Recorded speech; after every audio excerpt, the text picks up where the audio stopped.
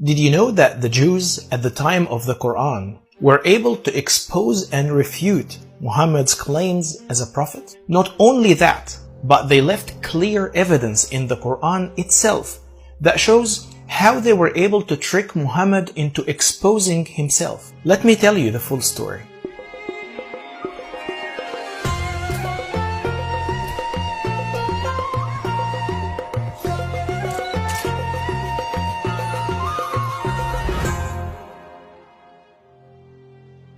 When Muhammad started his calling, claiming that he is a messenger from Allah or God, he was still living in Mecca. The people of Mecca simply didn't accept his claims. They couldn't trust or believe that he was truly a prophet. So they asked him to perform miracles or signs to back up his claims. His response was verse number 59 in Surah Al-Isra, Surah 17, saying, وَمَا مَنَعْنَا أَن نُرْسِلُ بِالْآيَاتِ إِلَّا أَن كَذَّبَ بِهَا الْأَوَّلُونَ, meaning, and we refrain from sending the signs or miracles only because the men of former generations treated them as false. This response in itself is illogical and cannot come from an all-just God. Imagine a father telling his son, you're not getting any toys because your older brothers broke their toys when they were given one, punishing someone for the sins of others or even generations past. This is totally unfair. But let's get back to the story. Muhammad couldn't perform miracles to convince the people of Mecca of his prophethood. So the people of Mecca decided to ask the Jews for their advice. Why the Jews, you may wonder?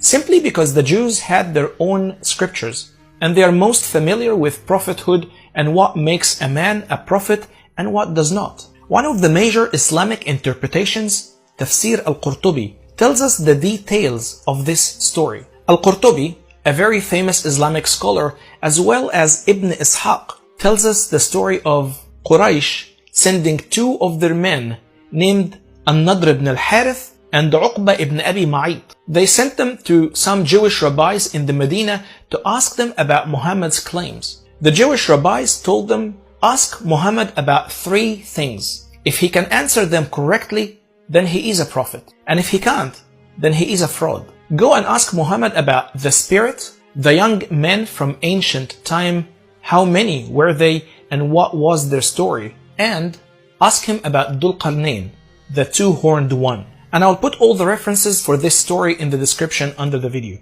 Now, these three things that the Jewish rabbis asked about may appear to the naked eye as if they are three separate and random questions. But they are neither separate nor random. It was a brilliant tactic, and I will explain why in a moment. Meanwhile, the men went back to Quraysh and asked Muhammad about those three things. Muhammad, having no clue about these things, he replied, leave it with me. I will answer your questions tomorrow. And the men left. As Islamic tradition tells us, according to Al-Qurtubi and Ibn Ishaq, Muhammad couldn't give them an answer next day. Not even a week after. Not even 10 days later. 15 days later, and Muhammad couldn't figure out what they were asking about. Until the people of Mecca started mocking and teasing him. Muhammad said he will tell us tomorrow, and here we are 15 days later and still no show. Then, finally, Muhammad claimed that Angel Gabriel came to him with the answers. Those are the answers he gave, and you see in the Quran today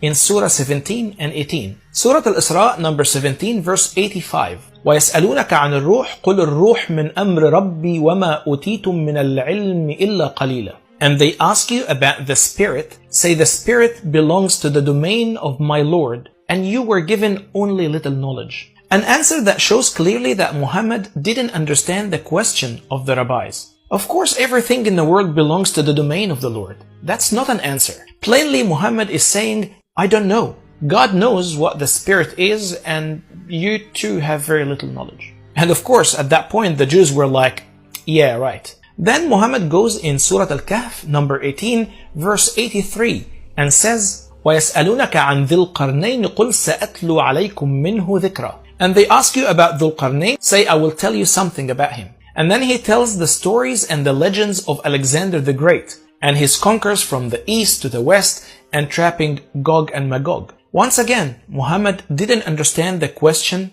and linked Dhul Qarnayn to the wrong legends. And he did the same mistake with the third question about the young men and how many were they and what their story was. He simply didn't know which young men the Jews were asking about. So he gave them the wrong story of Ashab al-Kahf, a Christian legend known as the 7 sleepers of Ephesus. A Christian legend about the young men who slept in a cave for a prolonged period of time. So here we have to ask, so why were these answers all wrong? And what were the Jews really asking about? How do Jews identify prophets? And what was brilliant about their tactics to expose Muhammad's claims? How were these 3 questions related to each other in order to trick Muhammad into error? To find out the answer to these questions and understand Muhammad's big mistake, we need to go back in time. For a long period before Islam began, both Christians and Jews tried to classify and canonize the books of the Bible. A few decades prior to Islam, an interesting conflict and debate arose between Christians and Jews, precisely around the prophetic books. The Jewish Bible is divided into 3 sections: Torah, the first 5 books that consist of the law; Ketuvim, which means the writings; and Naviim, which means the prophets. When it came to classifying and canonizing the book of Daniel, a big argument happened between some Jewish rabbis and other Jewish sects and Christians.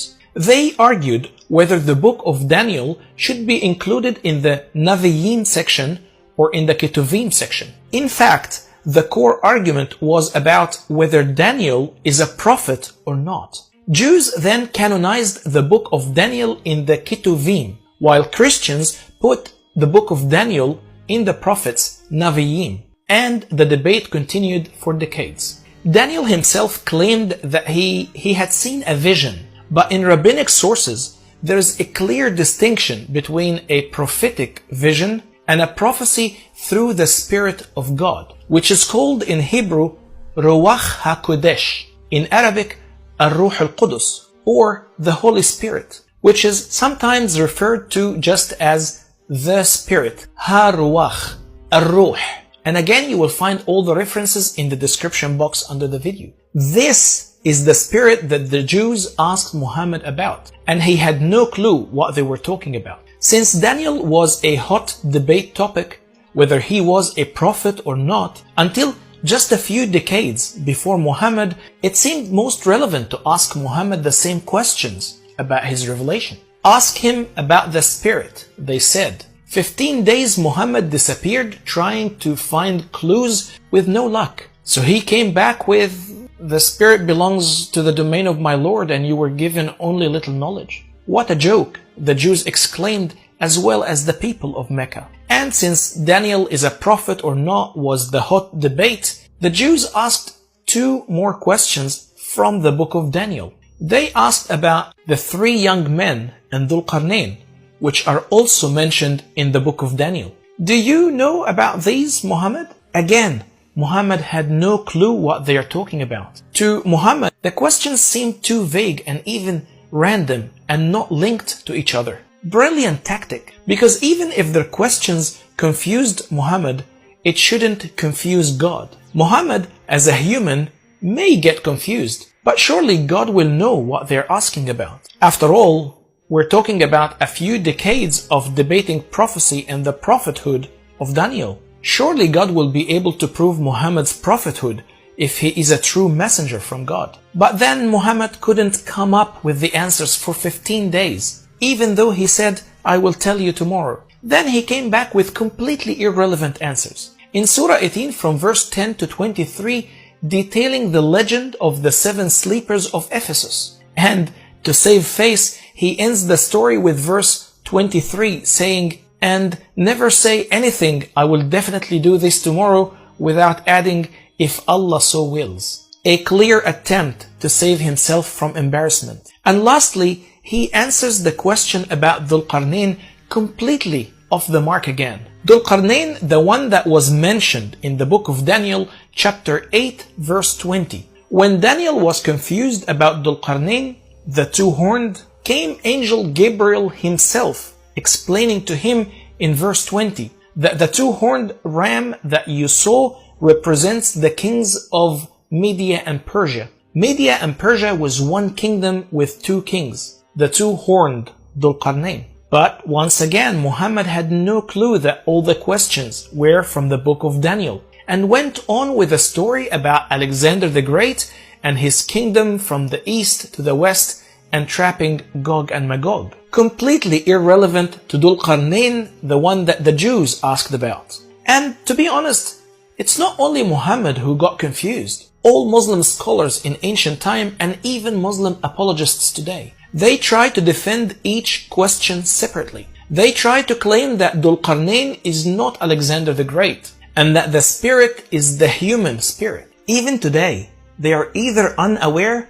or trying to hide that all three questions were in relation to the book of Daniel. And neither Muhammad nor his God figured that out and gave him answers totally out of context. That was the brilliant tactic of the Jews that left its mark on the pages of the Qur'an, leaving us strong evidence that the Qur'an's author was a mere human. If you appreciate the research and content of this video, please consider supporting my work on Patreon if you can afford it. If you want to see more videos like this, please subscribe to my channel and let me know your thoughts in the comments below. Until next time.